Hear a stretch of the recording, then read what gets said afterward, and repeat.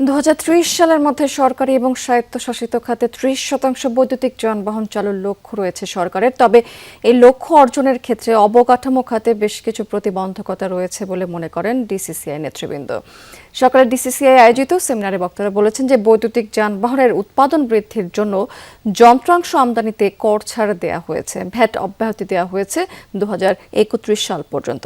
এছাড়া আগামী অর্থ বছরের বাজেটে ইভি নিবন্ধনে অগ্রিম কর হ্রাস এবং সোলার পাওয়ারে কর ছাড় দেওয়া হয়েছে।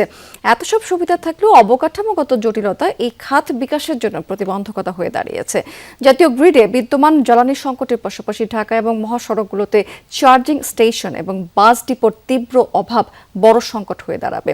এছাড়া উচ্চ প্রাথমিক মূল্য এবং ব্যাটারি রিসাইক্লিং ইকোসিস্টেম না থাকাতে বৈদ্যুতিক গাড়ির ব্যবহার বৃদ্ধির পরিকল্পনা বাস্তবায়ন কঠিন হবে বলে মনে করেন ডিসিসিআই সভাপতি। সংকট উত্তরণে এই খাতে সরকারকে আরও বেশি বিনিয়োগ করার পরামর্শ দিয়েছেন তিনি।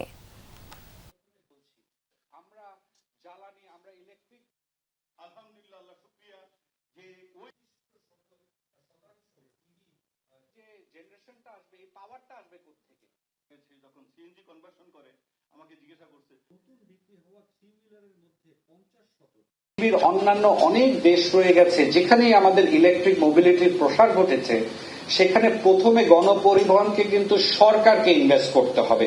আমাদের মাননীয় প্রধানমন্ত্রী উনি অলরেডি কিন্তু পার্লামেন্টে সংসদে বলেছেন 250 না 400 বাস ওনারা সরকারিভাবে নামাবে। It is a very expensive technology.